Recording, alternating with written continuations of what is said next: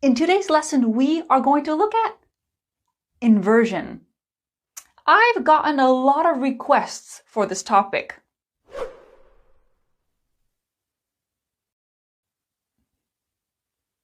This is an advanced grammar lesson, but I'm going to go through everything step by step. First, what does inversion mean? That's really important. 2, inversion with adverbials and inversion with conditionals. Get ready to take notes, and at the end of this lesson, leave me an example in the comments down below. My name's Arnell. Let's start. First things first, what does inversion mean? If you want to understand today's grammar, you need to understand its name. Let's start with an image. Here is my blog. This looks pretty standard, right? Well, let's invert the colors. Okay, now you can see we have white letters on a black screen instead of the standard black letters on a white screen. If we invert something, we change its normal order, just like my blog here. Invert is the verb, inversion is the noun. Today's lesson is about the inversion of word order. Normally sentences look like this. I am tall. Subject, verb. We bought a new car. Subject, verb. Or we can look at a more complex sentence. Oscar was eager to impress his soccer coach because he wanted to be the star striker for his team. Subject, verb. Subject, verb. It's clear you need your subject before your verb. But when? When can you have a verb before a subject? In questions, right? Are you tall? Did you buy a new car? Was Oscar eager to impress his coach? We can see the verb comes before the subject. Sometimes you need an auxiliary verb with your main verb. But there are situations where you can invert the subject and the verb when it's not a question. This is where the grammar becomes a little bit more advanced. If you want to invert a sentence, not a question, you need to start with an adverbial. What's an adverbial?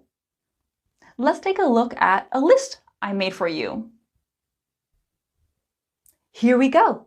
An adverbial can be a single adverb like rarely or seldom, or a mini group like only, then. I have divided these adverbials into 7 mini groups. I know this looks like a lot of information, but these are all very similar. 1. All of these begin an inverted sentence. All of these need the same grammatical structure. Group number 7 is a bit of an exception, but this isn't English without exceptions. And lastly, these are all negative adverbials. You can see no, you can see not, or other adverbials that give you that negative or restrictive feeling. Yep, we're going to look at each group one at a time. Group number 1, rarely. You know what rarely means. I have never, always, sometimes. Rarely is about there. Rarely do I see people reading newspapers. Let's look at that structure. Adverbial, auxiliary verb, subject, main verb. You can see my inversion there. So when we invert sentences, you need to remember 3 things. Your adverbial, check. The grammatical structure, check. And think about the tense you want to use. Here, I'm using present simple. Tense, check. Is it possible to say, I rarely see people reading newspapers. Can I just use the standard word order? Of course you can. So, what's the difference? An inversion is used to make our sentences more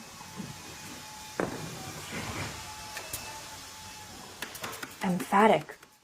This means we want the listener and reader to really feel our emotions because we think something is interesting, surprising, or shocking. Think about it like this. An inversion is like an exclamation point. It's a useful way to show emotion. Look out! Here, the exclamation point works. Excuse me, what time is it? 9:45! See, here it doesn't work. Inversion works in a similar way. You only need it to emphasize what you are saying or writing. So, in my second sentence, this is just a regular observation.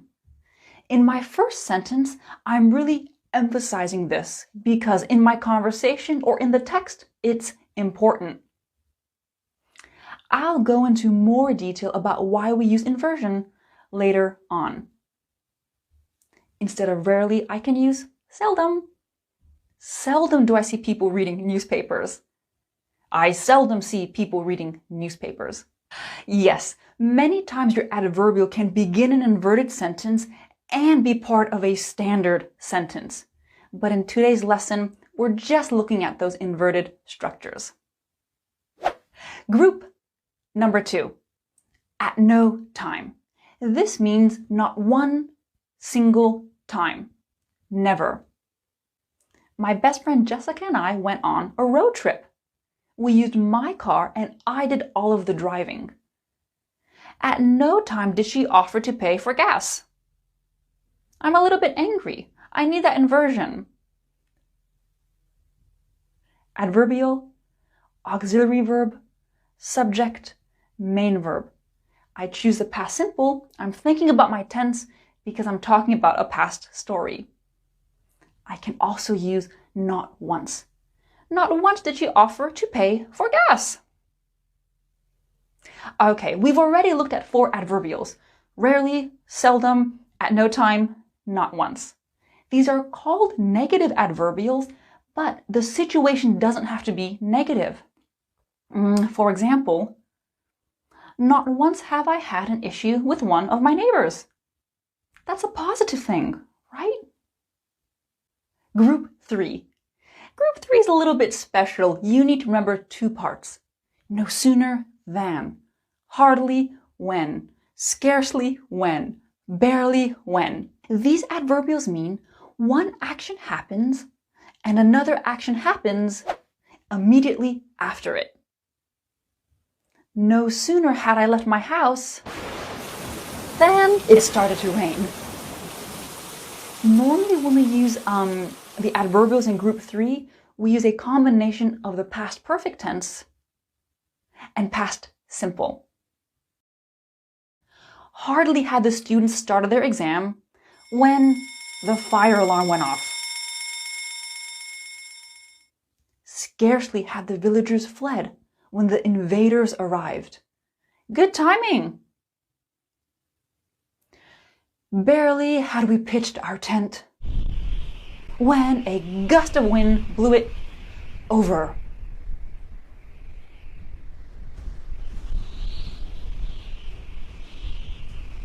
Group number 4. We're really getting through these. On no account. One must never do this. It doesn't matter what the situation is. On no account must you show anyone this letter. Never do this. I told Jerry that on no account will I speak to Sandra. I will never speak to her. You can also say, under no circumstances. Under no circumstances must you show anyone this letter. I told Jerry that under no circumstances will I talk to Sandra. And you can see in my second example, my adverbial doesn't begin the sentence, but it does begin a new clause. That's okay. Group number 5. Well, this isn't really a group, this is just one, but let's call it group number 5. Not only, but. I think a lot of you might already know this one because it's really common.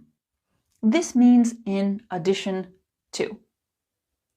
Not only does Mara speak English and Italian, but she's also learning Arabic.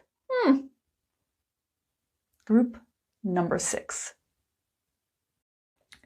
Students must not skip modules. They need to complete each module. Only then will the next module be unlocked. Only at that time. Double auxiliary verb will be unlocked? This is future simple passive, the passive voice. I always thought my ex-colleague Kara was a nice person. She was always helping me with my work and even completed a lot of tasks for me. Only later did I find out that she was in fact stealing a lot of my ideas and data. Lemons are usually associated as being a summer fruit, but only in winter do most lemon trees bear fruit. Bear is an alternative way of saying produce. Okay, I hope you're starting to get a good feeling about inversion. I also hope you're not watching my lesson like this. I know grammar is not the most interesting topic in the world, but we need to keep going. There's a lot more to cover. It's important to remember that not all adverbials begin an inverted sentence. You know, only then, only later, only in, those work.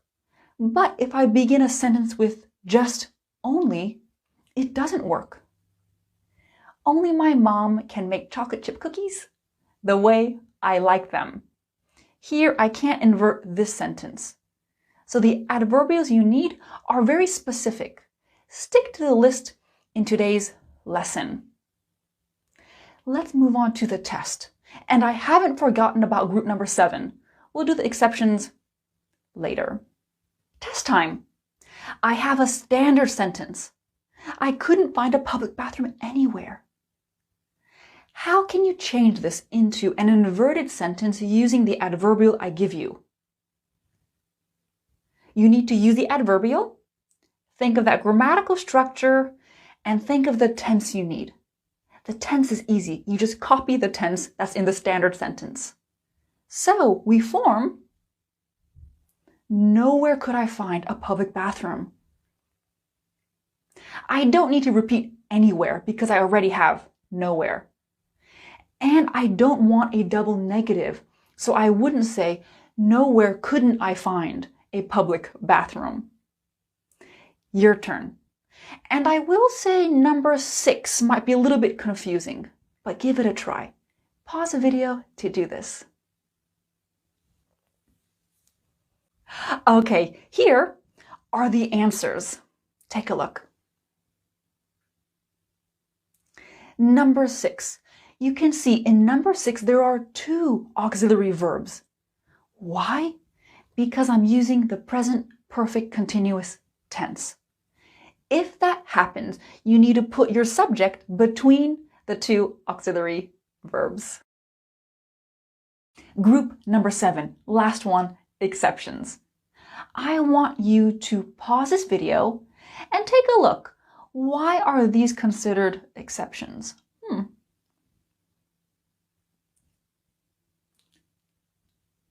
Right. You can see we have my adverbial, but here, after these adverbials, we have the standard word order, subject, then verb. The inversion happens later on. You need to remember that for this little group here. How can you remember that? Practice, write some of your own example sentences. Leave me a comment down below. Let's continue with exceptions. Here I have the questions from the start of this lesson. Are you tall? Did you buy a new car? Was Oscar eager to impress his coach? You can see that only in sentence 2 is there an auxiliary verb. Why? Because if be is your main verb, it's the only verb you need. Never was it so cold. Be is my main verb. I don't need that standard inverted structure with the auxiliary verb, subject, main verb. And remember about 20 seconds ago, I said, you can see that only in sentence 2 is there an auxiliary verb. Be is the only verb. It's my main verb. I don't need that auxiliary main verb. And remember at the start of this lesson, I said, I'll go into more detail about why we use inversion later on. Right, so we already know inverted sentences are more emphatic, but they are also usually more formal. Many times you will only see inversion in literary contexts. It can sound very, poetic. I want to show you what I mean. Here is a mini clip from one of the Lord of the Rings movies. In it, you will see 3 examples of inversion. You don't need to understand everything that's happening in the scene. I just want to show you the feeling inversion can give. Let's take a look. Just question, my liege. Late is the hour in which this conjurer chooses to appear. Sentence 1. And a conjurer is like a wizard. Let's skip ahead. Let's keep going.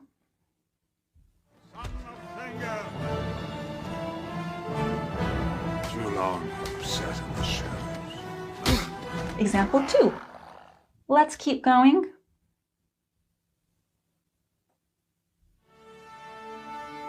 Dark have been my dreams of late. Very formal, very poetic. In this mini clip, there are 3 inverted sentences. Does that sound natural to you? No. My whole point is you don't want to start overusing inversion to make your speaking and writing more advanced. Again, inversion is like the exclamation point. When you need it, you need it. But if you use it too often, or when you use it when it's not necessary, it can sound out of place. Whew. Last thing for today, inversion with conditionals. We are going to look at the first, second, and third conditional. If you are not familiar with conditionals, you can always watch my video lesson on this topic. So in today's lesson, I'm only going to focus on how and why we invert conditionals. I'm not going to explain the conditionals themselves. Let's begin with the first conditional.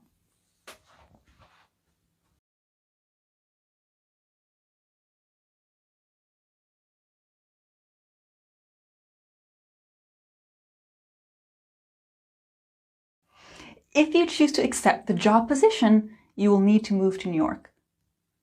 If you don't pay by the 9th, you will lose your reservation. If you want to invert the first conditional, start with should.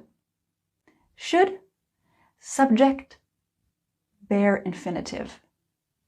Should you choose to accept the job position, you will need to move to New York. Should you not pay by the 9th, you will lose your reservation. Why do we do this? Again, inversion is usually more formal. So here we're being more formal and slightly more polite. Notice in my second sentence, the negative, I separate should and not. You need to do that. You can't put them together. Shouldn't you pay by the 9th? Second conditional. If I had better vision, I wouldn't need to wear glasses. If you didn't spend so much money on shoes, you would have more savings. We begin with were. Were, subject, infinitive, plus 2. Were I to have better vision, I wouldn't need glasses. What? Were? I were? Is that correct?